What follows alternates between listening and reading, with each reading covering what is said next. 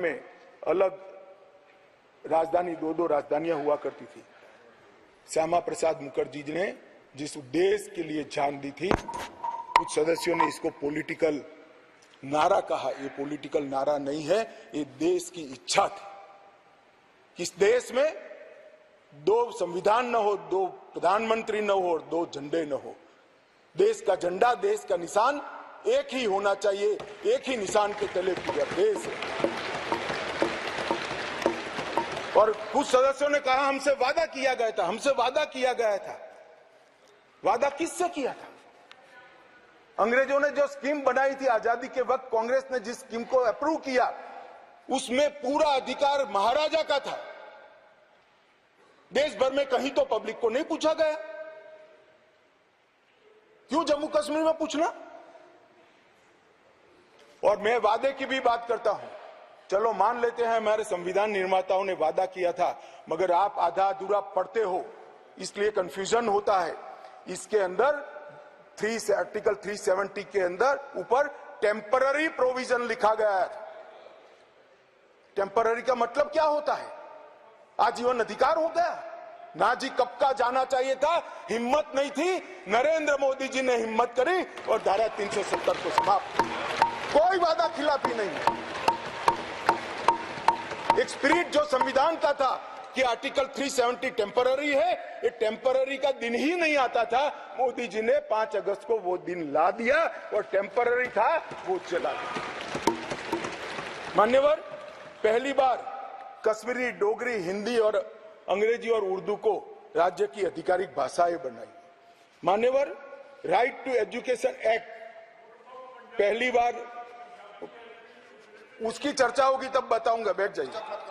भूमि अधिग्रहण और मुआवजे का कानून, forest right act, SC ST prevention atrocity act, whistle blower protection act, juvenile justice act और अल्पसंख्यक आयोग अधिनियम 1992 ये रोक कर रखे थे, वो अब लागू हो गए।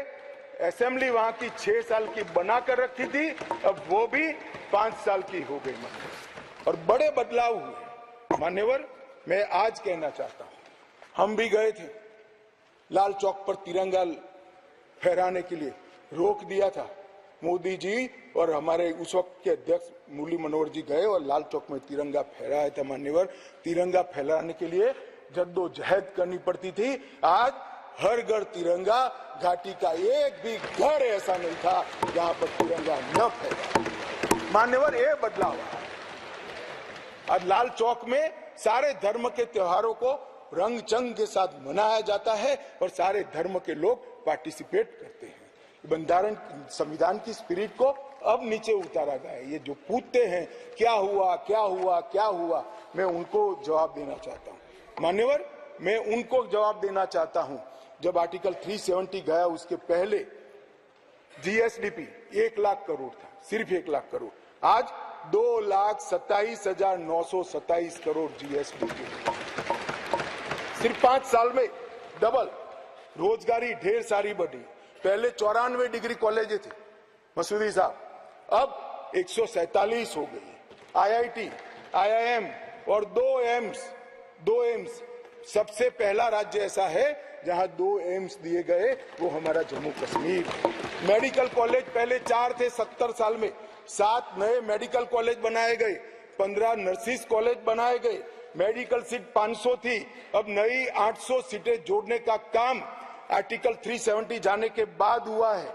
367 PG की सीटें थी, उसमें नई 397 सीटें जोड़ने का काम नरेंद्र मोदी सरकार ने किया है।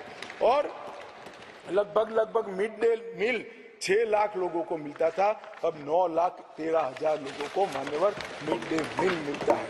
प्रधानमंत्री ग्राम सड़क योजना की एवरेज 158 किलोमीटर थी, अब 8,068 किलोमीटर प्रति साल हो गई।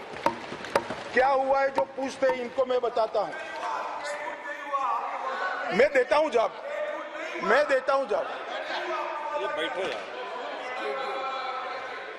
मान्यवर, स्मार्ट सिटी मिशन पहले था ही नहीं, अब 173 काम हुए हैं।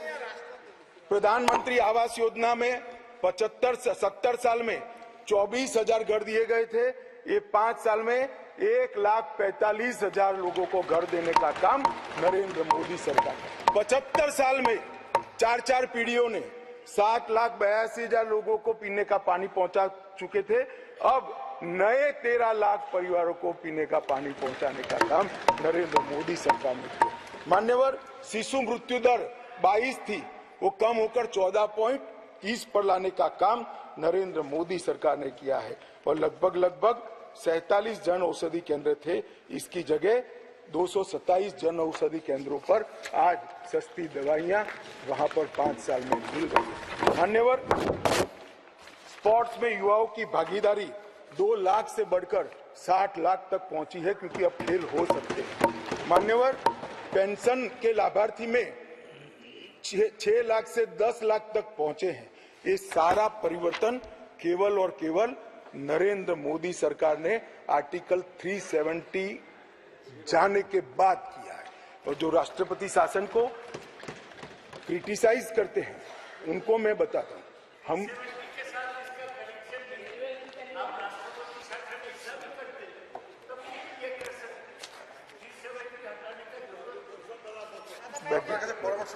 दादा, आप कई बार बंगाल में पहुंच जाते हुए यहाँ बैठे हुए। 370 के कारण आतंकवाद घटा है।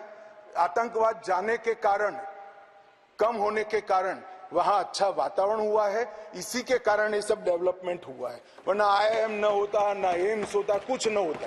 आप नहीं समझ पाओगे। जब हमारा सरकार बंगाल में आएगा, वातावरण सुधरेगा और विकास होगा, तब मालूम पड़ेगा कि क्या परिवर्तन है।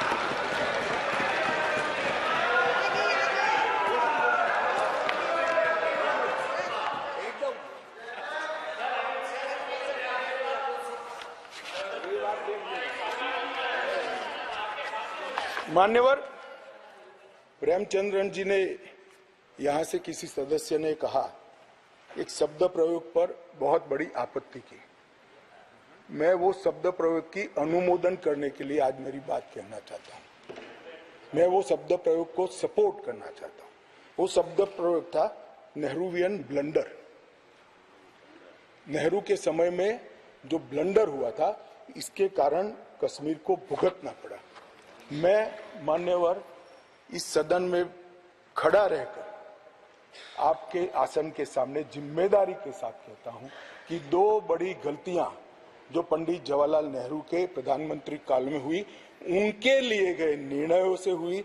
इसके कारण सालों तक कश्मीर ने सहन करना पड़ा। एक सबसे बड़ी गलती, जब हमारी सेना जीत रही थी, पंजाब का एरिया आते ही सीज फायर कर दिया गया और पाक ऑक्यूपाई कश्मीर का जन्म हुआ। अगर सीज फायर 3 दिन लेट होता तो पाक ऑक्यूपाई कश्मीर आज भारत का हिस्सा।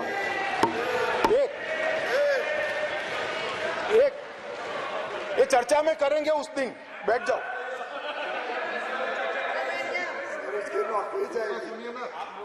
चर्चा है ना पूरा दिन। मान्यवर, और दूसरा,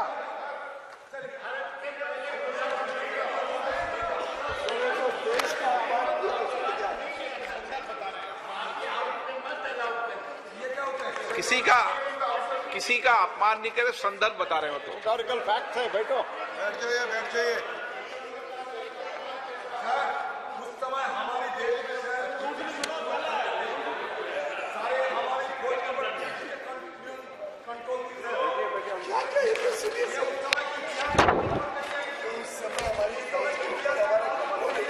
नहीं तो आपको कैसे मालूम हुआ इस वक्त का? मान्यवर, अभी तो एक ही का है, दूसरा तो सुने। उसका कंट्रोल नहीं था। बैठ जाओ।